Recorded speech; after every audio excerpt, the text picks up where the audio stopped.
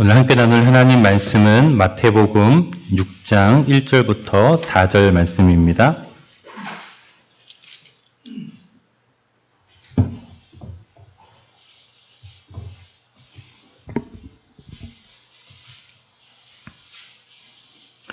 마태복음 6장 1절부터 4절까지 말씀입니다. 함께 봉독하겠습니다. 사람에게 보이려고 그들 앞에서 너희 의를 행하지 않도록 주의하라. 그리하지 아니하면 하늘에 계신 너희 아버지께 상을 받지 못하느니라. 그러므로 구제할 때에 외식하는 자가 사람에게서 영광을 받으려고 회당과 거리에서 하는 것 같이 너희 앞에 나팔을 불지 말라. 진실로 너희에게 이르노니 그들은 자기 상을 이미 받았느니라. 너는 구제할 때에 오른손이 하는 것을 왼손이 모르게 하여 내 구제함을 은밀하게 하라. 은밀한 중에 보시는 너의 아버지께서 갚으시리라. 아멘. 오늘부터 이제 마태복음 6장을 함께 말씀을 나누게 될 텐데요. 마태복음 6장에는 그리스도인의 삶이 무엇일까? 신앙인이라면 좀 이런 삶을 살았으면 좋겠다라고 하는 예수님의 마음들, 예수님의 기대가 담겨져 있는 게 마태복음 6장의 내용입니다. 마태복음 6장에는 구제에 대한 내용이 나오고요. 기도에 대한 내용이 나오고 금식에 대한 내용이 나오고 재물에 관한 내용이 나오는데요. 이 네 가지 주제를 통해서 예수님께서 각각의 행위를 어떻게 하라라는 것도 중요하지만 그리스도인은 이러한 삶을 살아야 한다. 이것이 그리스도인의 가장 기본적인, 가장 기초적인 삶이다라는 것들을 말씀해 주십니다. 여러분, 운동선수나 어떤 분야에서 이제 전문가들을 볼 때 보통 사람들은 그 화려한 어떤 기술과 화려한 능력을 보면 와, 잘한다, 멋지다 라고 이야기를 해요. 그런데 그 분야의 전문가들이 딱 그 운동선수나 어떤 분야를 딱 보면요. 뭐를 보냐면 기본기를 봅니다. 기본기. 이 사람이 기본기가 제대로 되어 있는지 아니면 기본은 별로 없는데 좀 화려하게 그냥 잘 꾸밀 줄만 아는구나 라는 것들을 알아요. 기본기가 튼실한 사람은요. 어떤 장면, 어떤 상황에 가서도 일정한 수준 이상의 성과를 내고 능력치를 발휘합니다. 그러나 기본기가 되어 있지 않으면 특정한 조건과 상황과 환경에서는 괜찮아요. 그런데 환경이 바뀌고 상황이 딱 바뀌면 아무것도 하지 못해요. 자기가 익숙한 환경이 아니기 때문에. 신앙에 있어서도요, 이 기초와 기본기가 굉장히 중요합니다. 신앙의 기본기가 잘 되어져 있으면 환경에 의해서 좌지우지되거나 흔들리지 않아요. 여러분이 가평에서 살고 있는 동안에 우리 교회를 열심히 다니시다가 또 해외로 이주를 하시거나 잠깐 여행을 가시거나 아니면 다른 지역으로 이사를 가서 어쩔 수 없이 이제 다른 지역에서 또 신앙생활을 하게 되더라도 또 반대로 다른 지역에서 신앙생활을 하시다가 이 동네로 오셔가지고 우리 교회 출석하셔서 신앙생활을 하게 되더라도 이분의 신앙이 혹은 여러분이 이제 나가서 보여주는 그 여러분의 신앙의 모습이 저 사람은 정말 신앙이 참 잘 되어 있는 것 같다. 하나님을 믿는 믿음이 정말 진국인 것 같다. 라고 할 때 무엇을 보고 알 수 있냐면요. 그 기본기예요. 신앙의 기본기가 되어 있으면 저 사람 제대로 신앙생활한 거 봤네. 라는 것이고요. 이 기본기가 되어 있지 않으면 그 사람의 직분이 어떠하든지 그 사람이 다녔던 교회가 얼마나 큰 유명한 교회였든지 아니면 그 사람 개인이 얼마나 사회적인 명망이 있고 그 사람이 얼마나 많은 재산을 가졌는지와 상관없이 그 사람의 이 믿음의 실체가 드러납니다. 오늘 첫 번째 이 주제는 구제에 대한 건데요. 이제 2절부터 4절까지가 구제에 대한 내용이 나오는데 6장 1절은 앞으로 다루게 될 이 네 가지 신앙의 기본기에 대한 큰 전제예요. 그래서 1절이 모든 구제와 기도와 금식, 제물에 대한 공통사항이라고 보시면 돼요. 그리고 2절부터 4절까지 첫 번째 주제를 다루게 될 텐데요. 오늘 그 첫 번째 주제에 앞서서 우리 1절 공통적인 우리 신앙의 가장 기초가 무엇인지를 좀 말씀을 드리려고 합니다. 여러분, 우리 신앙의 가장 기초를 이야기하는데 우리 1절의 내용을 보면 이런 말씀이 나와요. 사람에게 보이려고 그들 앞에서 너희의 의를 행하지 않도록 주의하라. 의를 행하는 것, 선행을 행하는 것은요, 장로들의, 지도자들의 필요한 필수적인 덕목입니다. 그래서 디도서에 보면 1장 8절에 오직 나그네를 대접하며 선행을 좋아해야 된다라고 장로의 자격에 대한 이야기가 나옵니다. 히브리서 10장 24절에도 서로 돌아보아서 선행을 격려해라 라는 말씀이 나옵니다. 야고보서 3장에도 선행으로 여러분들의 지혜의 온유함을 보이십시오 라고 이야기해요. 그러니까 그리스도인들은 마땅히 누군가를 위한 선행을 행해야 합니다. 그래서 중요한 게 있어요. 선행을 행하는 것은 마음이 좀 착한 사람이라면, 능력이 있는 사람이라면 누구든지 할 수 있죠. 그것이 우리의 신앙의 기초가 될 수는 없겠죠. 신앙의 기초가 되는 이유는 무엇이냐면요, 바로 그 앞에 있는 단서 때문에 그래요. 우리가 선한 일, 착한 일, 선행을 많이 해야 하는데 우리의 신앙에서 가장 기본은 뭐냐면요, 그것이 사람에게 보이려고 하지 않도록 주의해야 돼요. 그러니까 사람에게 보이기 위해서 내가 선행을 하는 것은 우리의 신앙의 기본으로부터 아주 멀리 떨어져 있는 거예요. 예수님의 제자들과 예수님에게 모여있는 이 사람들에게 너네 조심해야 돼. 아주 조심해야 돼. 라고 말하면서 사람에게 보이려고 착한 일 하지 마. 라고 이야기하는 거예요. 여러분, 착한 일 하는 것은 당연히 의뢰의 좋은 일입니다. 그러나 이 사람들은요, 사람이 있으면 행동을 해요.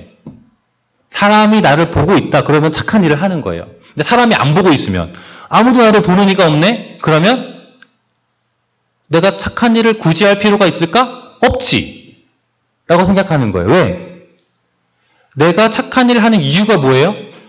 사람에게 보여주기 위함이에요. 왜 보여주고 싶을까요? 그래서 뭘 얻기 위해서? 사람들로부터 칭찬을 받고 인정을 받고 저 사람 괜찮은 사람이야 라고 하는 뭔가 높임을 받기 위해서 내가 착한 일을 하려고 하는데 아무도 보는 사람이 없어. 그러면 누가 소문을 내요, 이거를? 내 입으로 말하긴 좀 그렇고 보는 사람이 없으니 해도 티 안 나잖아. 그래서 결국은 안 하는 거죠. 오직 언제만 해요? 사람들이 볼 때만. 여러분, 이것이 신앙생활의 그리스도인들의 가장 기본인 이유는 뭐냐면요, 다른 사람이 있을 때만, 누군가 나를 알아봐주는 사람이 있을 때만 그들이 선한 일을 한다. 그러면 결국은 그 사람이 섬기고 있는 이 신앙의 대상은 누구인 거죠? 자기 자신인 거죠. 네. 숭배의 대상, 자기 믿음의 대상이 자기 자신인 거예요. 그래서 내가 선한 일을 통해서 내가 영광을 받으려는 것이 목적이죠. 그래서 이러한 행위는 신앙인의 태도와는 아무런 상관이 없는 것입니다. 우리가 신앙생활을 하는 것, 우리가 그리스도인으로 산다는 것은 우리의 신앙의 대상과 목표를 하나님께 두는 것이죠. 하나님 앞에서의 삶을 살아가는 것인데, 사람들에게 보이기 위해서만 선행을 한다? 어떤 일을 한다? 그것은 신앙의 궁극적인 대상이 누구냐면 자기 자신인 거예요. 그러면 그것은 우리가 신앙이라고 할 수 없죠. 그냥 자기 만족, 자기를 위한 삶인 거죠. 그래서 1절 후반절에 뭐라고 이야기하냐면, 그러한 사람들에게 보이기 위해서만 선을 행하는 사람들은 하늘에 계신 아버지께 상을 받지 못한다. 진정한 신앙생활을 통해서 얻는 기쁨과 진정한 신앙생활을 통해서 얻는 유익을 아무것도 얻지 못할 것이다라고 이야기합니다. 뒤에 이 상이라는 말이 몇 번 더 반복이 되는데요. 하나님께 받는 상이 과연 무엇인지 이것도 뒤에서 한번 살펴볼 텐데요. 다른 사람에게 보이기 위해서 선한 일을 한다? 신앙생활을 한다? 그 사람은 그리스도인의 기본기가 되어 있지 않은 거예요. 그래서 사람들한테 보이기 위해서 무언가 큰 일을 하고 사람들이 많이 있는 곳에서 나타나서 거기에 자기의 업적을 드러내는 사람, 그 사람들이 궁극적으로 얻는 것은 무엇이죠? 자기의 이름을 높이는 거예요. 그래야지만 하는 직업들이 많이 있죠. 정치인들도 그럴 수도 있고, 인기를 위해서 인기를 힘입어서 살아가는 많은 연예인들이나 이런 사람들은 다 뭐를 가지고 살아가는 거예요? 대중의 인기를 먹으면서 살아가는 거죠. 그러니까 그들의 존재의 목적은 그것이 될 수밖에 없어요. 하나님을 믿는 신앙과는 상관이 없는 삶이죠. 자기를 위한 삶인 거죠. 그러니 만약에 우리가 그리스도인이라고 하는 사람들조차도 우리가 하는 선행을 누군가에게 보이기 위해서 하는 것이라면 그것은 진정한 신앙이 되지 못한다는 것입니다. 첫 번째 예를 드는 것이 예수님께서 이제 구제에 대한 거예요. 구제. 구제는 가난한 사람들을 도와주는 것이죠. 도움이 필요한 사람들에게 실질적인 도움을 주는 겁니다. 구약 시대에는 구제가 무엇이었냐면요, 의인이었어요. 의인. 그래서 구약에서 누군가를 구제하는 사람이라는 표현과 저 사람은 의인이다라고 하는 표현은 거의 동일어였어요. 그러니까 구제하는 사람은 의인이었던 셈인 거예요. 그런데 구제할 때 외식하지 말아라고 얘기해요. 외식하지 말아라. 외식하는 사람들은 어떤 사람들이냐면요, 1절에 나온 것처럼 사람들에게 보이기 위해서 뭔가를 하는 거예요. 그래서 어떻게 해요? 이 구제하는 사람들이 가난한 사람들을 도와주려고 하는데 가난한 사람들을 찾아가서 뭔가 도움을 주는 게 아니라 이런 방식으로 하는 거예요. 막 꽹가리를 치고 북을 치면서 시장 어귀에서 여러분 가난한 사람들 오십시오. 제가 여러분을 위해서 오늘 먹거리를 준비했습니다. 다 공짜입니다. 오십시오. 근데 멀리 있는 사람들이 못 들을 수 있잖아요. 그래서 어떻게 해요? 나팔을 막 부는 거예요. 이 나팔 소리를 듣고서 가난한 사람들 와서 마음껏 무료로 다 먹으라고 소리를 지르는 거죠. 그러면 사람들이 무슨 일이 있나 보다 라고 와서 오늘 여기서 공짜로 음식을 나눠준대 라고 해서 거기서 먹을 수 있는 거죠. 이 나팔을 부는 사람은 왜 부은 거죠? 가난한 사람들 와서 먹으라고 부른 거예요. 알리기 위해서. 그 마음의 의도가 아주 나쁘다고 볼 수는 없죠. 그런데 그렇게 해서 도움을 주는 게 바로 외식하는 사람들이에요. 그러면 가난한 사람들이 와서 음식을 먹고 뿌듯해하면서 무슨 생각을 하고 돌아갈까요? 저 사람 남을 위해서 돈을 쓰는 사람이야. 자기 배만 채우는 사람이 아니네. 우리 동네에 저런 사람이 있다니 멋지네. 역시 우리 동네의 지도자가 될 만해. 라고 그들을 칭찬하고 인정해 주겠죠. 성경은 그것을 뭐라고 얘기하냐면 예수님은 2절에 자기 상을 이미 받았다라고 이야기해요. 그렇게 해서 그 사람의 명예가 올라가고 그 사람의 명성이 올라가고 그 사람의 누군가로부터 인정을 받고 그래서 자기 스스로는 만족해하고 뿌듯해하고 좀 의시될 수도 있고 그런 상태가 되었다. 그러면 그게 뭐라는 거예요? 그게 상이라는 거예요. 여러분 이 상이라는 거를 잘 생각해 보셔야 됩니다. 이게 상의 성격이에요. 상이라는 것이 부상으로 100만 원을 드립니다. 쌀 한 포대를 드립니다. 이런 어떤 물질적인 것으로 보답하는, 보상하는 의미의 상이 아니에요. 그쵸? 이 구제하는 사람이 다른 사람들로부터 얻은 명예와 칭찬과 스스로 느끼는 이 만족감 그 자체가 상이라는 거예요. 그런데 그러한 외식하는 사람들은, 남에게 보이면서 그것들을 한 사람들은 이미 그러한 상을 받았다는 거예요. 그런데 예수님께서 3절에 우리가 다 아는 아주 유명한 말씀이 나옵니다. 너는 구제할 때에 오른손이 하는 것을 왼손이 모르게 하라. 우리가 너무나 익숙한 표현이지만 이 말이 얼마나 불가능한지 여러분 짐작하시기 어려우실 거예요. 여러분 혹시 이게 가능하리라고 보세요? 실제적으로. 여러분의 오른손을 한번 보십시오. 얘가 하는 일을 왼손이 모르게 한다. 이게 현실적으로 가능할까요? 여러분의 뇌나 여러분의 이 시선이 딱 가려져서 반으로 딱 나눠서 오른쪽 여기만 딱 관할을 하고 그 사이에 왼쪽에 있는 뇌나 왼쪽 눈이 이걸 못 보는 뭐 이런 우리 어떤 신체 구조가 되어 있지 않은 한 완전히 현실적으로 불가능한 얘기죠. 어떻게 오른손이 하는 일을 왼손이 모르게 할 수 있을까요? 물론 비유적인 표현이겠죠. 그만큼 은밀하게, 그만큼 모르게 해라라고 하는 것인데, 그건 불가능한 상황이죠. 현실적으로 불가능한 상황이라는 거죠. 그러면 이것이, 뭔가 다른 사람들을 구제할 때, 남 모르게 도와줘라. 혹은, 이름 내지 말고, 그냥 무기명으로 도와줘라. 혹은 뭐, 티나게 뭔가를 도와주지 말아라. 이런 의미일까요?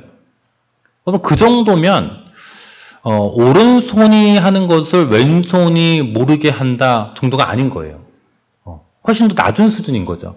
근데 오른손이 하는 것을 왼손이 모르게 한다라는 것의 의미는 굉장히 높은 수준이에요. 어떻게 해야지 도대체 오른손이 한 일을 왼손이 모르게 할 수 있을까? 방법은 하나밖에 없어요. 뭐냐면요. 모르는 거예요. 오른손도 왼손이 하는 일을 모르고 왼손도 오른손이 뭔 일을 하는지 모르는 거예요. 그러니까 내가 지금 누군가를 구제해주고 있다. 내가 누군가를 지금 도와주고 있다는 그 사실 자체를 그냥 모르는 거예요. 그냥 나는 지나가다가 누가 힘든 사람이 있어서 도와줬는데 내가 무슨 잘한 일을 한 거야? 내가 무슨 선한 일을 한 거야? 라고 자기가 모르는 거예요. 오른손도 모르고 왼손도 몰라요.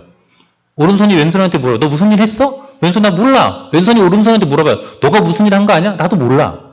나는 그냥 한 거예요. 그래서 나의 구제 행위가 어떻게 되는 거예요? 그냥 자연스러운 삶이 돼버린 거예요. 그 정도 수준까지 가야지 오른손과 왼손이 서로의 일을 모르고 그냥 자연스러움으로 우리의 선행을 하게 돼요. 그러니까 예수님께서 지금 그리스도인에게 요구하는 누군가를 돕는 행위, 선행의 모습을 어떻게 하라고 얘기하시냐면 자연스럽게 하라는 거예요. 그거 조금 뭐 했다고 해서 티내고 생색내지 말고 그냥 자연스럽게 마치 그게 당연한 것처럼 하라는 거예요. 여러분 생각해 보셔야 됩니다. 그러면 이제 앞으로 우리가 하는 모든 선행은 다 무기명 처리하고 뭐 했다고 뭐 주변에도 알리지 않고 누가 뭐 했다고 해서 아무에게도 알리지 않고 그냥 다 쉬쉬하고 우리 전도용 부채도 만들어서 교회에 주시고 또 우리 떡도 계절마다 해주시는 분들이 계시고 화분도 해주시고 꽃꽂이도 해주시고 쌀도 국수도 많은 분들이 이렇게 협조해 주셔서 우리 교회를 위해서 헌금해 주시고 또 기부해 주셔가지고 하시는데 이제 다 그냥 누가 했든 그냥 조용히 쉬쉬하고 이렇게 하면은 그게 이 오른손이 한 일 왼손이 모르게 하는 것일까요? 그래도 사실을 다 알아요. 그래도 다 알아요. 아무리 우리가 쉬쉬한다고 해도 모르지 않아요. 그렇게 그냥 조용히 모르게 쉬쉬하라는 의미보다는 이것이 자연스럽게 되었기 때문에 우리는 어떠한 삶을 살게 되냐면요. 잊어버려요. 오른손이 하는 것을 왼손이 모르게 하는 수준은 다른 의미로 뭐냐면요. 내가 한 일을 잊어버리는 거예요. 내가 작년에 누군가를 도와줬었지. 근데 그 사람이 아직도 나를 찾아오지 않네. 라고 하는 것은 뭐죠? 기억하는 거죠. 내가 한 행위를 다 기억하는 거예요. 그래서 뭘 기대하고 있죠? 거기에 갚기를 기대하고 있는 것이죠. 그러면 그 내가 도와준 행위의 순수성이 사라지는 거죠. 왜 도와줬어요? 왜 그 사람을 내가 힘들 때 도와준 거예요? 나중에 내가 힘들 때 너나 도와줘 라는 것이죠. 그러나 내가 모르고 했으면 그냥 나는 그때 그 사람이 막 도움이 필요한 것 같아 내가 그냥 도와줬어. 근데 기억이 안 나. 내가 그때 그 사람 어떻게 도움인지 기억이 안 나. 다른 사람은 기억할 수 있겠죠. 도움받은 사람은 기억할 수 있겠죠. 그런데 나는 잊어버린 거예요. 그래서 다음에 이 사람을 또 도와줄 기회가 있으면 그냥 또 도와주는 거예요. 왜? 내가 전에 도와준 거는 기억이 나요? 안 나요? 안 나요. 내가 몇 번을 도와줬는데 이 사람이 나한테 해준 게 아무것도 없어. 그래도 난 기억나는 게 없어. 그냥 또 도와줄 뿐이야. 라고 해서 내가 한 행위에 대해서 내가 누군가를 도와주고 내가 누군가에게 유익을 베푼 행위에 대해서 다 잊어버리는 거예요. 여러분 그 망각의 은혜가 있기를 소망합니다. 여러분 잊어버리면요 편해요. 근데 기억이 나면 어떡할까요? 내가 그걸 다 기억하고 있어. 내가 언제 누구에게 무슨 도움을 줬고 내가 언제에게 얼마를 부주를 했고 그걸 다 장부에 써가지고 다 기억해서 때마다 다 이렇게 체크해가면서 10,000원 적게 들어왔네 10,000원 더 했네 이런 거 체크하고 있으면요 인생이 피곤한 거예요. 왜 그것들을 했는가에 대한 그 동기의 순수성이 사라지게 되는 것이죠. 여러분 만약에 우리가 한 모든 것을 다 잊어버리면 어떻게 될까요? 내가 교회를 위해서도 수고할 수 있고요. 교회를 위해서 건축헌금을 할 수도 있고 장학헌금을 할 수도 있고 구제헌금을 할 수도 있고 선교헌금을 할 수도 있고 아까 말씀드렸던 작은 봉사와 작은 기부를 통해서 교회를 위해서 뭔가를 드릴 수 있습니다. 헌물을 드릴 수 있습니다. 또 우리 주변에 여러분이 개인적으로 후원하는 사람들에게 전쟁 난민들이라든지 지금도 분쟁 지역에 있는 사람들, 국경 없는 의사회나 월드비전이나 요즘에 유튜브에 매번 광고로 나오는 그런 곳에 여러분이 후원을 했을 때 여러분 그것들을 다 잊어버리면 어떤 일이 벌어질까요? 4절에 하나님께서 우리에게 갚아주신대요. 하나님께서 우리에게 갚아주신대요. 그러면 어떻게 갚아주실까요? 어떻게 갚아주신다에는 두 가지 질문이 있을 수 있어요. 도대체 무엇으로 갚아주신다는 걸까? 도대체 언제 갚아주신다는 걸까? 우리가 이것들을 잘못 오해하거나 착각하면요. 이 땅에서 내가 많이 베풀고 하는 것들이 이 땅에서 보상은 조금 못 받더라도 나중에 죽어서 천국 간 다음에 거기에서 뭔가 나에게 어마어마한 상을 주실 거다는 착각을 할 수 있어요. 여러분 천국은 좋은 곳이에요? 나쁜 곳이에요? 좋은 곳이겠죠. 당연히. 그런데 거기에서 저 사람은 많이 뭔가를 더 받아. 그리고 나는 저 사람에 비해서 덜 받아. 그러면 내 기분이 어떨까요? 거기가 천국이 될까요? 네. 우리가 이 상의 개념을 생각할 때 이것이 천국에서 나중에 죽어서 받는 보상으로 생각하면 안 돼요. 이 보상은요, 지금 주어지는 보상입니다. 무엇이 보상이냐면요, 과연 우리가 그렇게 내가 한 일들을 다 잊어버리면서 자연스럽게 나의 삶이 되어서 하나님 앞에 또 이웃들에게 교회를 위해서 내가 수고하고 헌신했을 때 하나님께서 주시는 상이 무엇이냐면요, 바로 하나님의 함께하심입니다. 하나님의 함께하심. 여러분 젊은 남녀가 연애를 하면 자주 만나죠. 그러다가 점점 더 친해지고 더 가까워지면 더 자주 만납니다. 이제 매일매일 봐요. 근데 매일매일 헤어져야 되죠. 그래서 연애의 궁극적인 이제 결론이 뭐가 돼요? 결혼이 되죠. 왜 결혼을 할까요? 여러 가지 이유가 있겠지만, 개인적인 여러 가지 이유가 있겠지만, 결혼을 하는 이유 중에 하나는 이제 연애 때처럼 만나고 헤어지지 않고 그냥 계속 같이 있는 거죠. 함께함이 결혼의 이유 중에 하나예요. 함께함. 연애는 아무리 함께하는 많은 시간이 있어도 결국은 헤어져야 되는 아쉬움이 있는 거죠. 그런데 결혼이라는 관계 안에서 이제 함께 하는 것을 더 많이 누리게 되는 것이죠. 여러분, 우리가 받는 그렇게 결혼을 하는데 만약에 결혼의 이유가 저 사람이 가지고 있는 재산이나 저 사람에게 있는 명예나 부다. 그러면 그 사람을 보고 결혼한 게 아니죠. 뭐를 보고 결혼한 거예요? 그 뒤에 있는 거. 그 뒤에 있는 거를 보고 결혼한 거죠. 결혼의 목적이 이 사람과 함께함이 아니라 그 뒤에 있는 어떤 조건들인 거죠.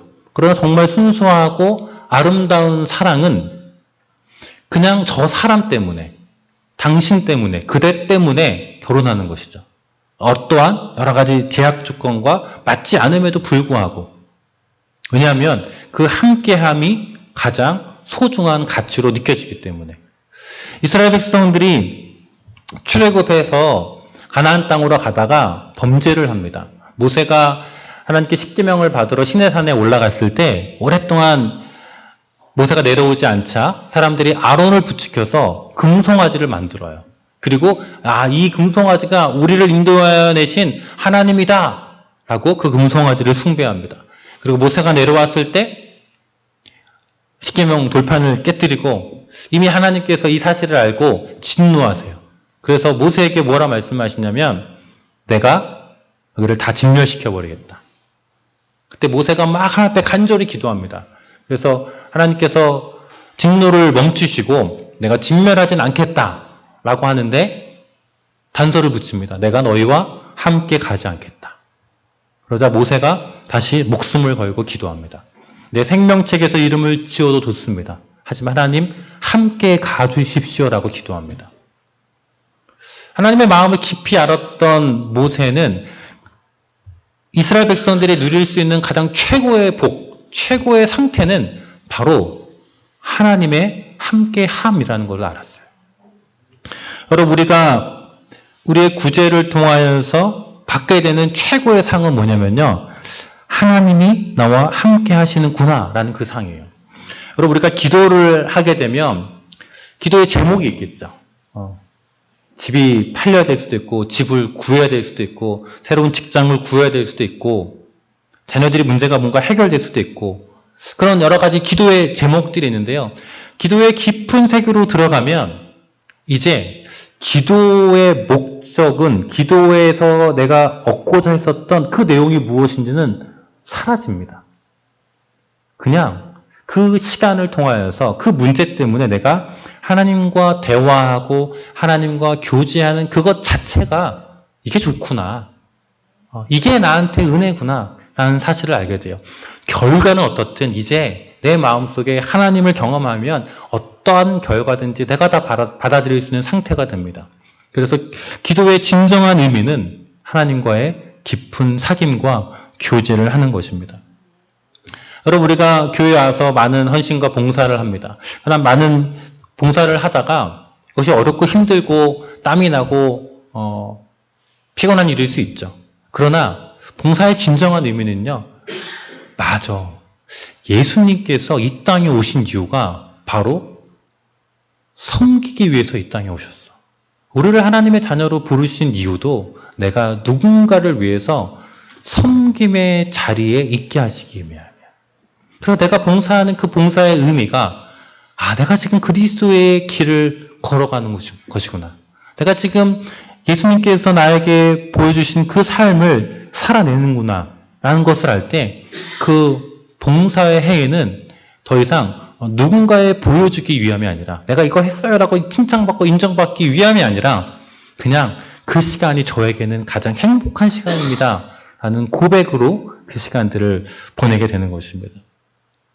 우리가 헌금을 할 때 내가 헌금을 통해서 교회에 얼마나 많이 기여하는지 문제가 아니라 내가 비록 적지만 때로는 정말 없는 형편에 적은 금액밖에 드릴 수 없지만 이게 과거에 두 렙돈을 자신의 전 재산을 드렸던, 그리고 그 여인을 칭찬했던 예수님의 마음이셨겠구나. 내가 정말 하나님께 드리는 것은 많은 것을 드리는 것이 아니라 나의 마음과 정성을 드리는 것이구나 라는 그 사실을 깨달을 때 우리는 하나님께 드리고도, 적은 것을 드리고도 큰 기쁨을 경험할 수 있게 되는 것입니다.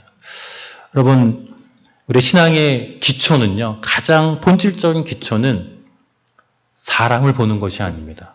오직 우리의 유일한 청중이신, 우리의 유일한 목격자이신 하나님 앞에서 은밀한 중에 모든 것을 보시는 그 아버지 앞에 살아가는 것입니다. 저와 여러분의 삶이, 우리의 신앙의 기초가 그렇게 하나님 앞에서 든든하게 세워지는 삶이 되기를 주님의 이름으로 소망합니다. 기도하겠습니다. 하나님 아버지, 우리 신앙 여정 가운데, 우리 인생 가운데 우리가 다른 사람에게 칭찬받고 인정받고 평가받기 위해서 살았던 삶이 아니라 이제는 은밀한 중에 모든 것을 보시고 우리에게 영원한 만족과 기쁨을 주시는 하나님 앞에서 살아가는 삶이 되게 하여 주옵소서.